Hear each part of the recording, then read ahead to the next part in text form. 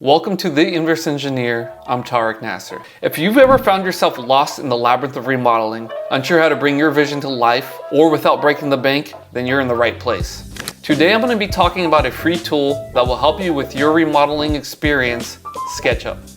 Now, trust me, I get it. Remodeling can be intimidating, especially when you're knee-deep in design finishes and selections.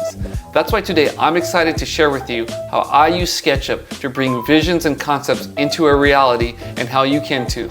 As a person who has done a lot of real estate remodels, I know the struggle of miscommunication, the agony of wasted money on mistakes, and the struggle of redoing work. I'll explain how I use SketchUp to help empower you to visualize your ideas before even spending a dime. This video is meant to be a broad overview of how I use SketchUp to communicate ideas to contractors in the field or visualize my concepts before I spend money. If you're looking for a more in-depth analysis of how to use the software, I advise you to look for those tutorials online, as you can find many different videos on all the shortcuts and keystrokes of how to use SketchUp a lot more proficiently. So let's jump in. I'm going to share with you how I use SketchUp on a current bathroom remodel that I'm working on an active property. All right, so here is SketchUp, the free version that is web browser based, which is great because it's all on the cloud and you don't need to have the file with you. You could be on any device, log in through your browser and access your model, which is super handy when you're also in the field. So here I have a couple different projects. Let's click on this one, as this is the one I wanted to share with you how I was able to use it. So here is a model, and I'll go in depth of how I created this model. So the first thing you always want to do is be in the field and take measurements and create a drawing. So I take a notebook, I go pull dimensions, I create an as-built condition which reflects the current state of the design. So here I went ahead and I modeled the restroom as it currently was designed. I really cared about only specific features. You know, this wasn't supposed to be a full, accurate detail. What I was really trying to show here, or trying to gauge on my design, was what did I want to do with this built-in tub and with the stand-up shower. I'll share with you all the different options I went through and how I landed at the one that I felt was most appropriate. So I really kind of paid attention to the most critical details that I needed to make this decision, which was the tub dimension, the tub height, the shower dimension, the windows within the back of the shower, the back of the tub, because that's going to come into play of what I wanted to do with the design, and the vanity here.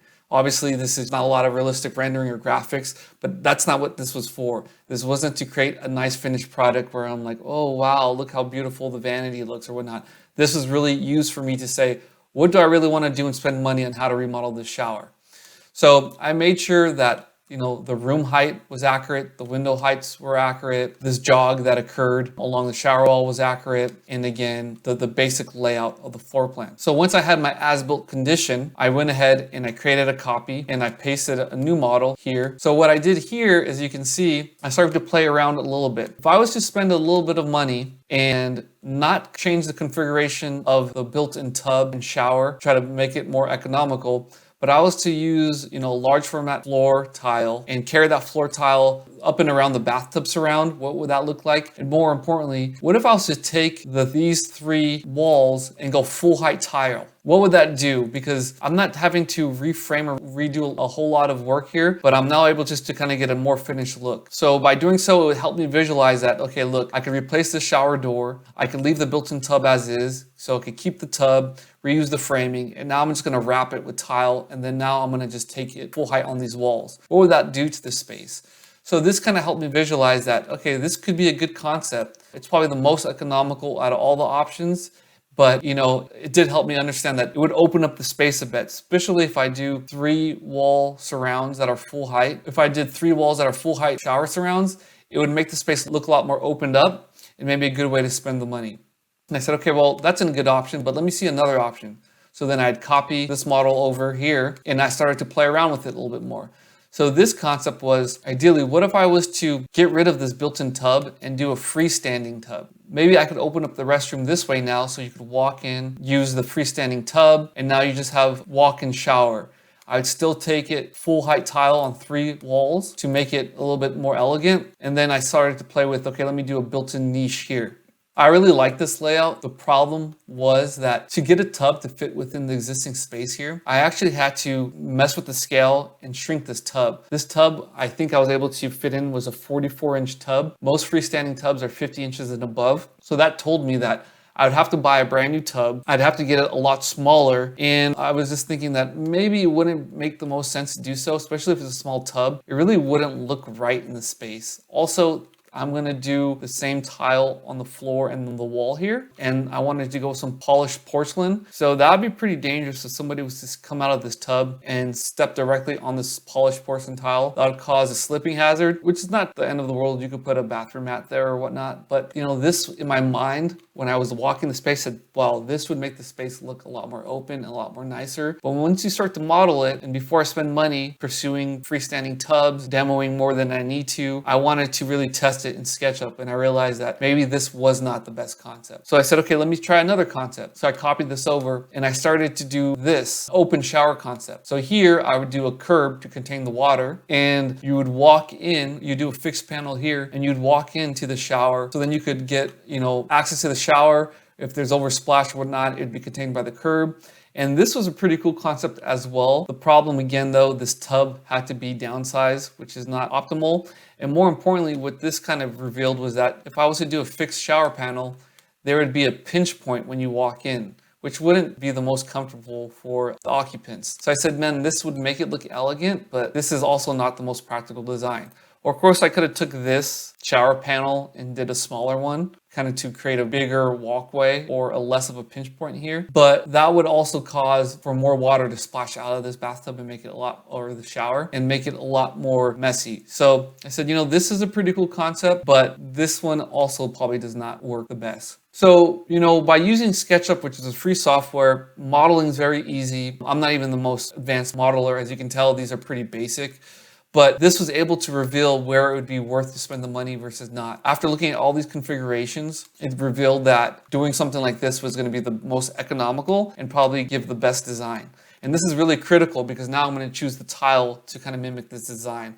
I have to do a layout off of this. And by communicating this in a visual aspect to my contractor, he understands before he goes and demos everything in that restroom that, you know, we need to preserve a couple things and we need to make it be able to be prepped to take the finished product this way. I'll share on the screen what it looked like when I as-builted the condition, the original state. You'll see what my model is, and then you'll see the current construction progress of how we're going to end up to this design decision. So, you know, this is a powerful tool to help you visualize your concepts. And you could get really fancy with it. You know, I just chose almost a similar tile that I'm going to do, and it could kind of give you that visualization of what it looks like. You could render this in realistic, you know, imagery to kind of give you that real finished product. I could also put the wall paint on here. I could put the shower fixtures. I could do more than this, but this is just a raw concept to help me communicate the idea out. And here's another example at level 1 in one of the restrooms. I'll show what that original condition looks like. We're going to do a full width niche. The contractor, of course, and asking you, okay, so how high do you want the niche? So for me to give him a decision on the spot or on the phone, I didn't want to just give him something and then walk in the field and say, man, I should not have done that. So I quickly just modeled this up. I said, okay, this would probably look more appropriate. I pulled dimensions to it and I told him, hey, I want the finished product to be 3 feet. So take into account my stone or my tile there. And I gave him the thickness of my tile, which is about 3/8. I said, we're probably gonna have about a 1/4 inch of thin set. So let's deduct that. And then you know how much cement board you're gonna put on there. You know what you're going to frame it to. So I wanted 3 foot to finished dimension, and he worked backwards to frame it out. And I'll give you a flash up on the screen here what the current scenario looks like, how him taking my concept in dimensions and how he's actually implementing it in the field. So you can use SketchUp for very technical things. This is not that technical, but this is more in depth. This is quick little layout I gave him. And same thing with the shower niche. Once I decided what the shower niche I wanted it to be, I gave him that same dimension. I told him 3 foot off the finished floor. I want it 16 inches tall and make the width align with the windows at the master. So again, this is just a quick overview of how I use SketchUp to help visualize my concepts. It's not an in-depth tutorial how to use SketchUp. You could find all that on YouTube, but I hope this helps. So there you have it. That's how I use SketchUp to help visualize my ideas and make sure I'm headed in the right direction before I spend any amount of money. I also use the drawings from SketchUp to help communicate during the course of construction what the contractor needs to do to ensure there's not any mistakes. If you found this video helpful, please like or subscribe. Also give me a thumbs up. And if there's any specific content that you want me to go more in depth on, please comment down below and I'll be happy to create that content for you guys. Until next time, Tarek signing off as the Inverse Engineer. Peace.